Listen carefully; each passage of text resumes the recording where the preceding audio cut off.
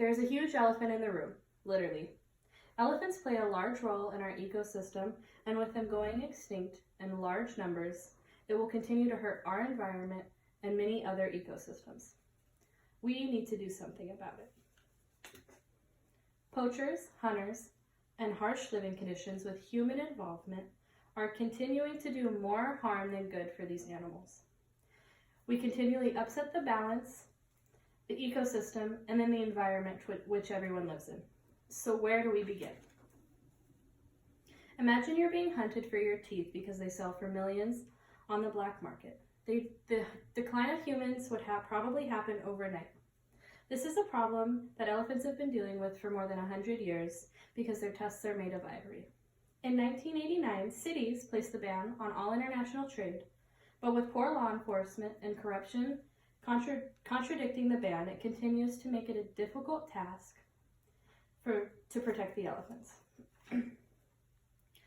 We've heard all elephants becoming endangered due to ivory trade, illegal hunting, and trading of species, and now with so many people living on the planet, their habitats are being destroyed for colonization. The population of elephants in Africa and Asia combined are less than 50%. When elephants first became an endangered species, many people did their best to help them. But without everyone supporting these animals, we continually run into problems and poachers looking for profit, underdeveloped countries looking for tourism ideas to make a living, and human interaction and involvement making it difficult for these elephants to thrive in their habitat. Let's begin with their biggest threat. According to the World Wildlife Fund, a large contributor of elephant rehabilitation, the biggest threat to African elephants is the poaching of male elephant tusks. China is a leading contributor to the illegal trade of ivory, since ivory jewelry and ornaments are a big consumer product there. In more recent years, the demand for ivory in Asian countries has driven the death rate of elephants up by more than 20,000 a year. To help protect these species, China has closed the legal market of ivory in 2017, and by 2021 they plan to close the market completely. Africa wants to lift the international ban on ivory trade and hunting, since the trade has tripled in value in some countries, and the death rate will continue to rise. Since the ban of ivory trade is now illegal, it makes it much more rare and costlier. The president of Zimbabwe says that if we make the trade legal, it will drop the price on all ivory as well as limit the death toll on African elephants. But Africa is in disarray, making this a less than likely outcome for the meeting of cities. With the legal trade on ivory finished in China, they believe it will solve much more of a problem in years to come, since smaller countries don't have the demand that China did. Their second biggest threat are Asian elephants are being taken from the wild, used as tourism in underdeveloped Asian countries as a source of income without training or the proper knowledge of how to care for these elephants. In India, Vietnam, Myanmar, and Thailand, the tourist program, whether it be to ride them, feed them, or hunt them, is just for fun. Poverty levels are extremely low, and they will do anything to feed their families. When they capture these elephants from the wild, it often includes crude methods, with some of these animals not making the journey and dying for nothing. They are moved in poor condition, often in boats and planes, which leads to sickness as well as accidents.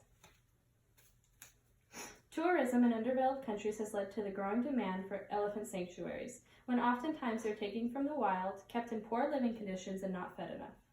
Someone that has no knowledge of trying to run a sanctuary with poor skills and morals, it often becomes dangerous for the person owning the elephant as well as the tourist trying to feed and get near the animals. To add to the human mistreatment of elephants, let's move on to colonization. Human conflict both in Asia and Africa is becoming a bigger problem as we take up more and more of the elephant's habitat. As populations grow bigger, we need to spread out, make more housing, and use more resources. This leads to a rise of conflicts because sometimes in settled communities, elephants raid farmers' fields, destroy crops, destroy clean water basins, and occasionally a person. As a community, they retaliate and kill the elephant when it's probably an honest mistake, as it is just trying to feed itself and its herd. To make things right, rehabilitation of elephants has risen, but is it helpful or harmful? I believe rehabilitation is the correct course of action to help, but there needs to be two groups of rehabilitation. One is raised in captivity, and one needs to return to the wild.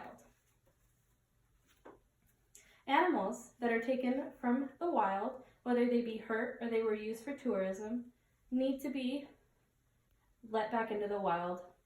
And animals that were bred in captivity need to stay in captivity. If they were to be released, they would not survive as they have not had other elephants teach them how to live, but only have someone take care of them. There are a few exceptions as to injured elephants that cannot return to the wild.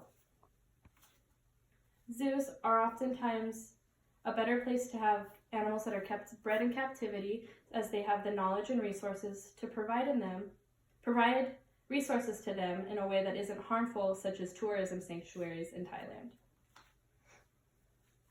Elephants are much more than just a profit. They are a keystone species. With their decline and extinction, we will see other species decline and extinction as well. If we lose the elephant, we will lose an entire environment that we could learn much more from than we already do today. So next time that you begin to scroll on social media and see an article or a video of an elephant, we need to make sure we remember that these mighty species are much more than just an afterthought, but something that we can never replace once they are lost.